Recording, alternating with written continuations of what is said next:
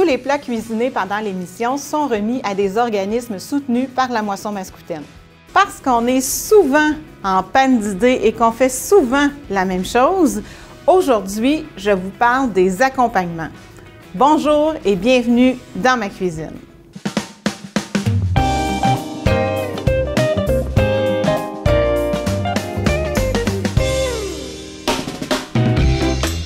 On peut penser que c'est un drôle de sujet, les accompagnements, mais en même temps, avez-vous déjà remarqué que tout ce qu'on choisit pour mettre dans notre assiette tourne autour de la viande? Alors, on va toujours choisir notre protéine et ensuite choisir nos accompagnements. C'est rare qu'on va se dire « aujourd'hui, je mangerai des belles carottes glacées, avec quoi j'accompagne ça? » Vous allez plus dire « aujourd'hui, je vais manger un steak. Avec quoi je vais l'accompagner? Des carottes glacées, ça serait bon. »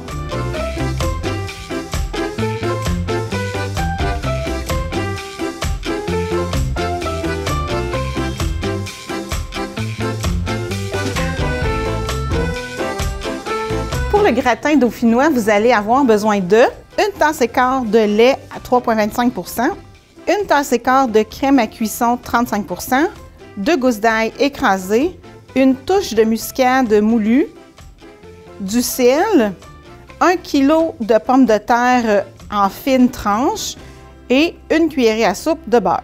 Première étape dans cette recette-ci, c'est rassembler tous les ingrédients dans le chaudron à l'exception des pommes de terre.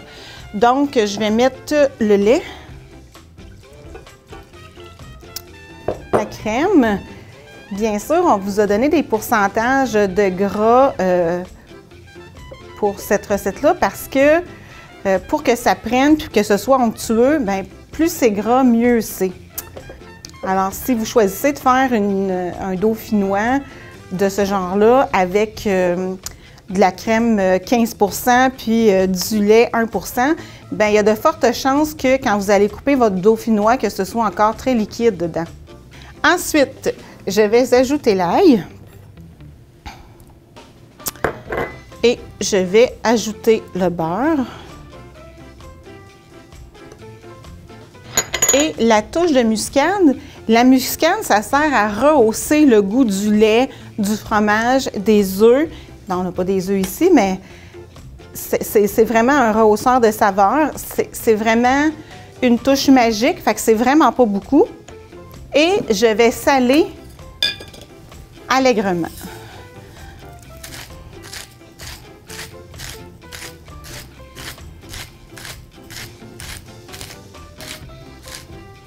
Il faut que quand vous goûtiez votre crème avant de la porter à ébullition, il faut que vous goûtiez le sel un peu.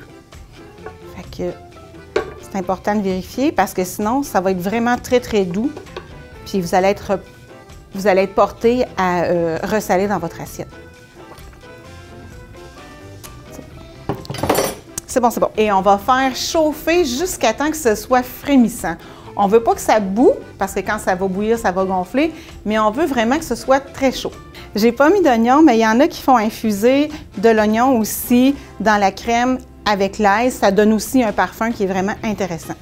Pendant ce temps-là, je vais répartir les pommes de terre dans mon contenant, dans mon moule. Puis là, quand on fait ça, c'est important de... Si vous tranchez vos pommes de terre d'avance, de ne pas les mettre dans l'eau parce que l'eau, ça va faire encore une fois que votre gratin dauphinois, il va être liquide parce que les patates, veut pas, ça l'absorbe de l'eau quand on les met dans l'eau. Comme ça. Puis dans le gratin, de toute façon, quand ça va cuire, là, ça apparaîtra plus.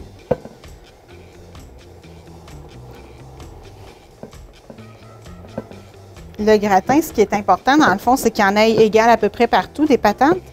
Puis c'est juste la rangée du dessus qu'on va bien placer, là. Alors, pour couper les patates en fines tranches, vous pouvez prendre le côté tranchant de la râpe. Vous pouvez prendre la mandoline, l'instrument le plus dangereux d'une cuisine, soit dit en passant.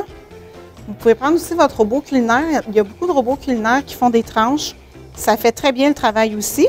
Puis si vous êtes patient puis très adroit, bien, au couteau, ça fonctionne bien. Si les tranches sont un peu plus épaisses, ça va juste prendre un peu plus de temps à cuire. Soyez juste plus vigilant là, dans votre cuisson là, pour s'assurer que tout soit bien cuit. Alors, ma crème, elle est frémissante. Elle veut commencer à bouillir. Moi, je veux pas qu'elle boue parce que ça va renverser sur un pas pire temps. Fait que je l'arrête comme ça et quand je vais la verser, je vais la passer à travers un tamis. Ça va faire en sorte qu'on va récupérer l'ail qu'on a mis dedans. Donc, je vais mettre ça ici.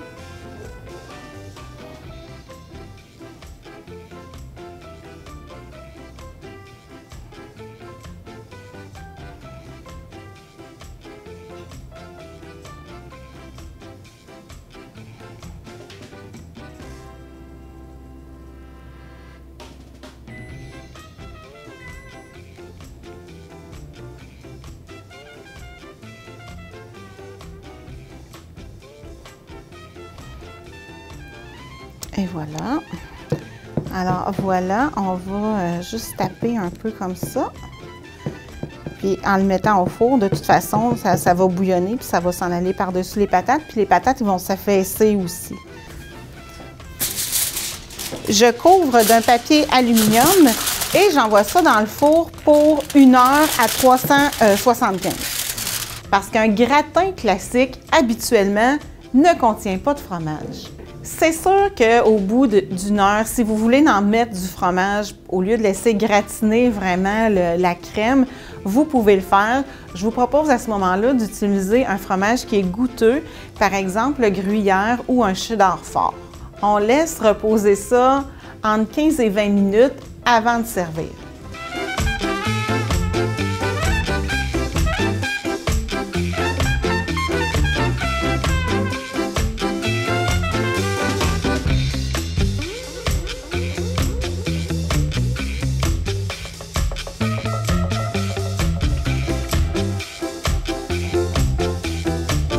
Alors, c'est les accompagnements qui font toute la différence dans notre assiette.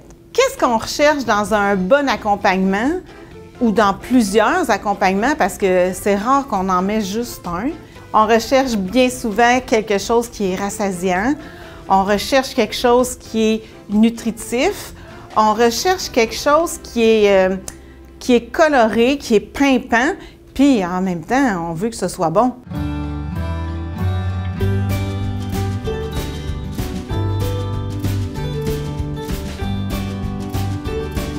Pour le gratin de légumes, vous allez avoir besoin de 5 tasses de légumes au choix. Aujourd'hui, vous voyez, j'ai du brocoli, du chou-fleur, des carottes, 1 cuillerée à table de beurre, 2 gousses d'ail hachées, 1/4 de cuillerée à thé de thym séché, 1/4 de tasse de farine, 2 tasses de lait, 1 cuillerée à thé de moutarde sèche, 2 tasses de fromage râpé au choix, du sel, du poivre, 2 tranches de pain coupées en petits dés et 3 cuillerées à table de beurre fondu. Si vos légumes sont frais, on va les faire blanchir, mais s'ils sont congelés, on drop ça directement dans notre plat gratin. Si vos légumes sont frais, on va les blanchir parce qu'ils n'auront pas le temps de cuire au four, c'est pas assez long. Vous avez 3 options pour les blanchir. Vous pouvez soit les blanchir à l'eau bouillante, soit les blanchir à la vapeur ou encore la bonne vieille méthode du four à micro-ondes. Si jamais vous choisissez de les faire à la vapeur ou de les faire dans l'eau bouillante, moi ce que je vous propose, c'est de ne pas jeter votre eau bouillante puis de la combiner avec le lait pour avoir au total 2 tasses de liquide. Ça va venir ajouter de la saveur. Mais moi, aujourd'hui, je vais les faire au four micro-ondes et la méthode est très simple, c'est que vous prenez un plat en verre comme ça, ou en tout cas un plat qui va au micro-ondes. Vous allez mettre une pellicule de plastique dessus et puis on va laisser une petite ouverture, mais on n'a pas besoin d'ajouter d'eau. Fait qu'on va envoyer ça un petit, d'après moi, 4 minutes, là, ça va être vraiment pas pire. Dans une casserole, on va faire fondre le beurre. On va ajouter à ça l'ail et le thym. On va laisser cuire ça 1-2 minutes maximum. On ajoute la farine d'un coup et on brasse pour faire un roux. Et je vais ajouter mon lait dans ça et fouetter vigoureusement jusqu'à temps que ça bout. J'avais même un petit restant de crème dans mon lait, c'est pour ça qu'il est plus opaque, là, qui qui nappe la tasse. Je vais ajouter mon thym, ma moutarde. Dans le gratin, dans la sauce, quand elle va bouillir, je vais ajouter à peu près une tasse de fromage. C'est pour ça que j'attends avant de saler, parce que le fromage est déjà salé à la base. Alors, avant de saler, on va attendre de voir ce que le fromage donne dans la sauce. Ce serait vraiment plate de se retrouver avec quelque chose de trop salé. Dans cette sauce-là, on va ajouter la moitié du fromage et on va bien mélanger pour le faire fondre. Moi, ici, j'ai un mélange de Edam et de cheddar fort. Voilà.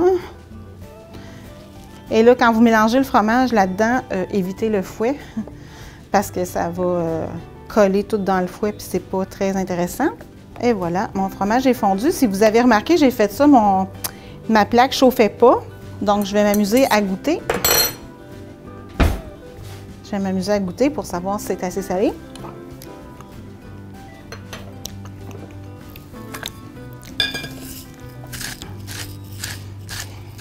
Pour les fromages qu'on utilise dans la sauce, là, laissez-vous aller à toutes vos créations.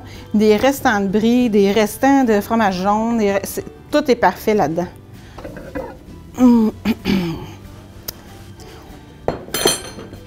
Les légumes sont cuits juste comme je le veux.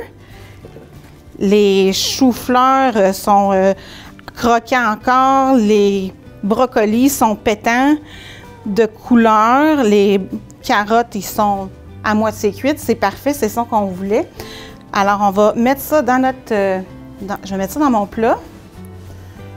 Là, vous faites attention parce que les plats qui sortent du micro-ondes, c'est vraiment chaud. Mine de rien. Et voilà. Si vous utilisez un légume congelé, vous faites juste le mettre directement dans le plat sans prendre la peine de le décongeler. Puis ça va prendre à peu près une dizaine de minutes de plus au four à cuire. Alors, je vais envoyer ma sauce par-dessus ça.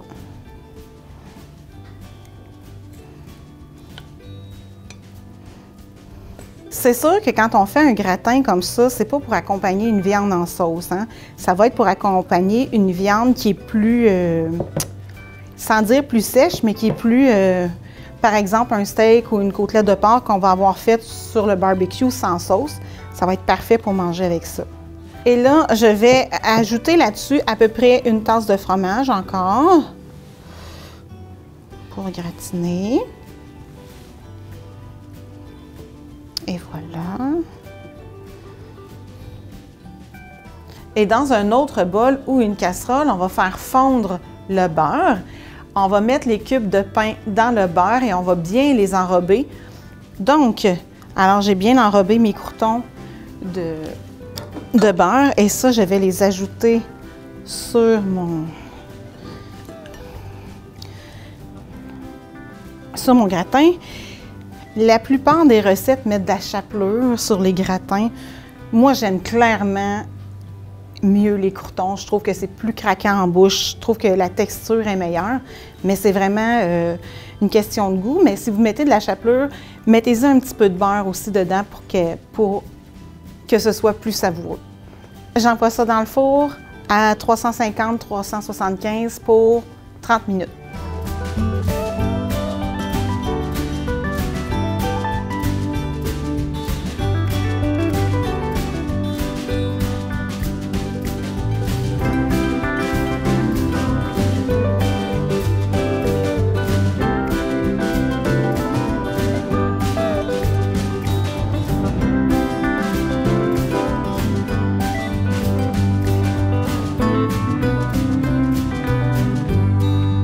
Je me suis penchée sur la question en me disant, c'est quoi les types d'accompagnement usuels qu'on a? On a les salades de tous les légumes, les salades tièdes, les salades froides. On a aussi les légumes crus, alors les trempettes, les crudités. On a aussi les légumes cuits. Ça, c'est souvent ce qui fait qu'on aime de moins en moins les légumes, c'est qu'on les fait toujours de la même façon. Alors, soit bouillis, soit à la marguerite, mais comme on aime en général moins ça, on est peu habitué à les cuisiner différemment. Au lieu de les cuire à la vapeur ou dans l'eau. On peut bien sûr les faire rôtir, on peut les faire en gratin, on peut les faire sauter aussi. Ce sont d'excellentes alternatives.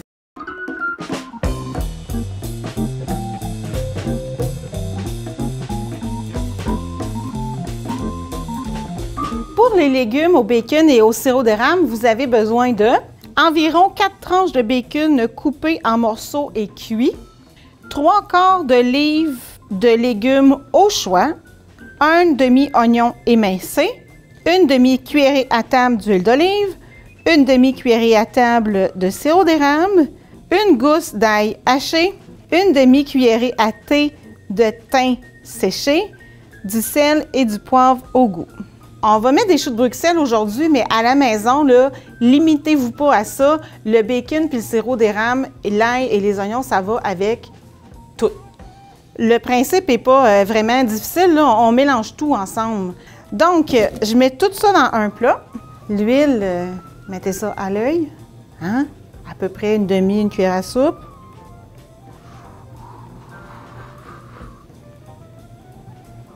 Comme ça. L'huile d'olive, c'est ce qu'il y a de mieux pour faire ça, mais si vous n'en avez pas, là, vous mettez de l'huile végétale ordinaire. Des miettes de bacon. Alors, on en met pour à peu près l'équivalent de 4 tranches. Moi, je me fais toujours cuire un paquet de bacon au complet que j'arrange tout comme ça, puis je le congèle par petits paquets. Alors, les oignons.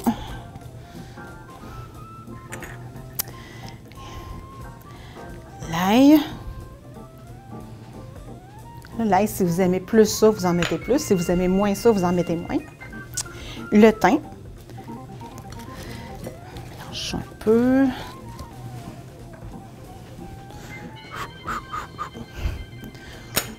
On mélange tout ça, on essaie de défaire nos oignons.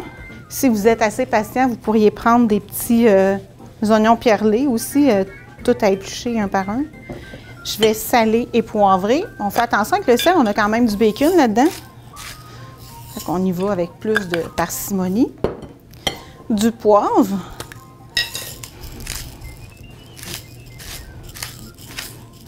Et voilà, j'envoie ça sur ma plaque ici. Je vais l'étendre pour que ce soit juste en une couche, histoire que tout soit cuit pas mal égal. Alors, j'envoie ça au four 400 degrés pour 12-15 minutes parce que c'est du chou de Bruxelles.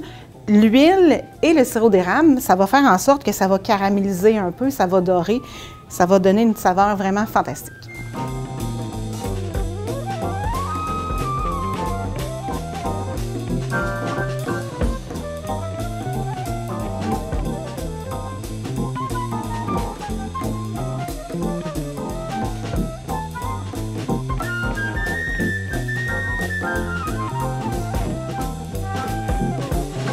Il nous reste les féculents aussi, qui est un accompagnement. Mais les féculents, dois-je vous le rappeler, ne fait pas partie du guide alimentaire canadien. On a les produits céréaliers, puis on a les légumes. Alors, si vous n'êtes pas diabétique, une pomme de terre, c'est un légume, et du riz, c'est un produit céréalier.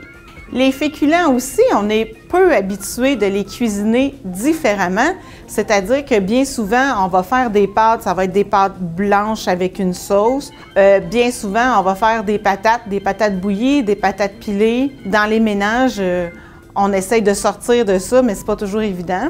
Et puis, le riz, on fait pratiquement toujours la même recette de riz. Mais il y a vraiment beaucoup d'autres façons de les cuisiner, des façons qui sont plus intéressantes, qui sont plus, pas nécessairement goûteuses, mais qui nous amènent un goût différent, qui va nous changer de la routine.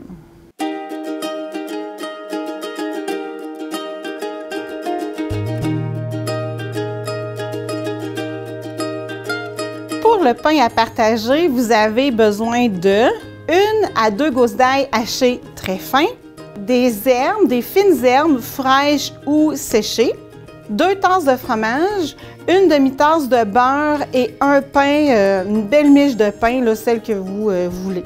Pour le pain à partager, vous allez mélanger ensemble tous les ingrédients à l'exception du pain. Je vais verser le beurre dans mon plat Et là, on s'organise pour pas que le beurre soit trop chaud. On veut juste qu'il soit tiède. Je vais mettre l'ail. Aujourd'hui, j'ai choisi du basilic et de l'origan. À la maison, gênez-vous pas pour mettre ce que vous voulez. Je vous dirais que du thym, c'est excellent. Du romarin, c'est excellent. Le cerfeuil, c'est excellent. La ciboulette aussi, c'est vraiment bien. Alors, je vais ajouter mes fines herbes ici. Vous en mettez combien vous aimez ça? Si vous les avez fraîches, vous les mettez fraîches. Puis là, si vous avez déjà vu des recettes de pain à partager, vous allez voir qu'habituellement, c'est un fromage qui est en tranches, puis qu'on prend la peine de tout peinturer en dedans du pain avec un couteau avec un pinceau, puis qu'après ça, on met toutes les tranches de fromage en dessous. Pour vrai, moi, j'aime les choses plus simples que ça, fait que je mets mon fromage dans mon beurre. Puis là, le fromage froid. Et là, le beurre va venir enrober le fromage froid. Ça va être très facile à mettre dans le pain comme ça. Puis on va obtenir exactement le même résultat. Je vais couper le dessus de mon pain en damier, mais je ne me rendrai pas jusqu'au fond parce qu'on veut quand même que ça se tienne, cette affaire-là. Puis on ne fera pas un damier trop gros parce que le but, ça va être que les gens prennent le pain dedans puis qu'ils le détachent. Ici, j'ai une miche belge calabrese. Ça, c'est quand on a un restant de pain qu'on n'a pas utilisé, un pain entier qu'on n'a pas utilisé, puis que vous décidez de le congeler, c'est parfait pour ça. Et quand ça, c'est fait, je me transfère tout de suite sur le papier d'aluminium parce que essayer de transporter le pain quand il est plein de fromage, comme un peu jouer avec le feu. Et puis là, je vais vraiment l'écartiller comme ça. Et là, je vais aller mettre du fromage dans toutes les craques ici. Fait que ça va vraiment là, être goûteux et savoureux.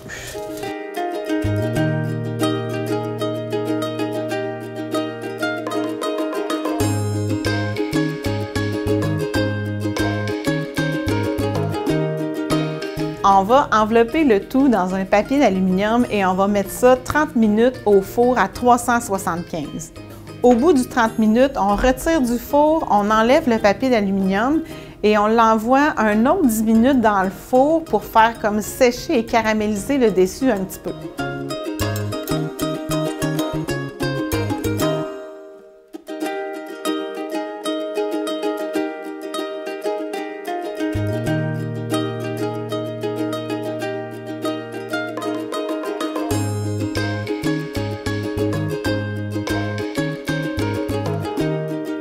Ce qui est important dans nos accompagnements, c'est de bien les apprêter, de bien les assaisonner, de sortir de notre zone de confort, puis de ne pas se gêner pour aller voir ce qui se fait dans les livres de recettes.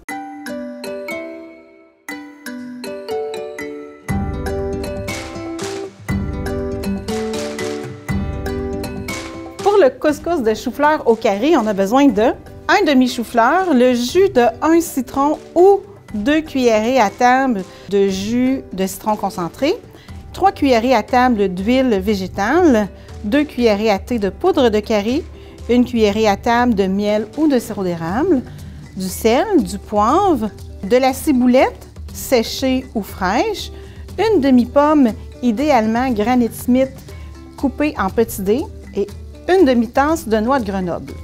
Le truc là-dedans, c'est qu'on réduit le chou-fleur en couscous, c'est-à-dire qu'en le passant au robot culinaire avec le couteau rotatif, ça va faire toute la petite granule comme du couscous. Et on n'aura pas besoin de le cuire parce que ça va devenir tellement fin.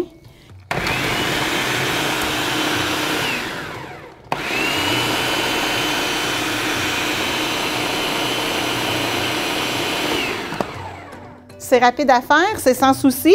Dans mon couscous, je vais ajouter immédiatement mes pommes. Je vais ajouter les noix. Et voilà. Et puisque mon robot culinaire est déjà sale, je vais monter ma vinaigrette dans mon robot culinaire. Ça va être beaucoup plus facile. Alors, je vais mettre le jus de citron, comme ça. Je vais mettre l'huile d'olive comme ça. Le sirop d'érable, le curry, salé poivré.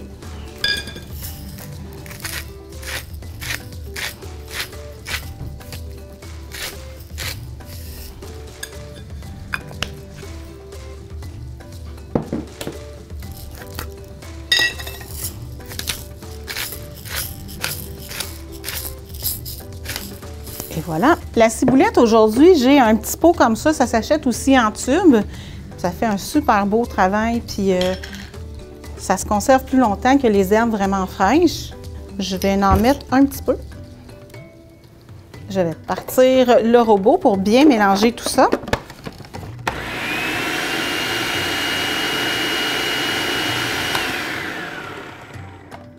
Je vais verser ça sur mon couscous de chou-fleur et c'est complet. Il va nous rester juste à servir avec n'importe quelle viande ou poisson. C'est tout à fait savoureux. Vous pourriez ajouter à ça encore plus de noix ou des types de fromage en cubes pour aller vous faire un repas complet avec ça. Et voilà. On laisse reposer ça là, une demi-heure avant de manger.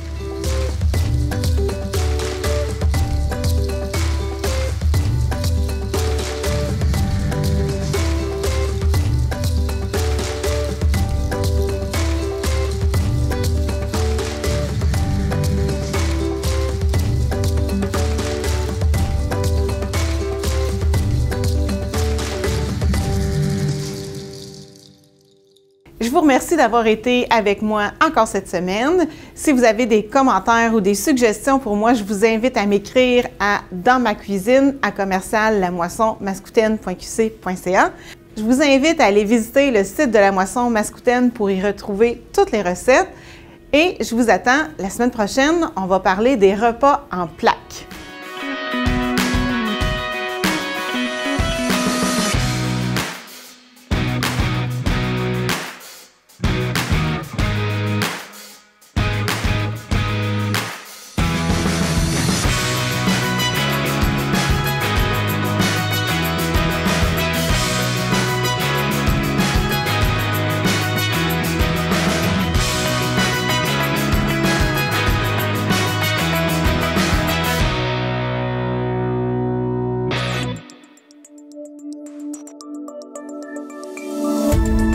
Cette émission d'Accès est appuyée par Cogeco et est rendue possible grâce à la collaboration de la communauté avec Nous TV.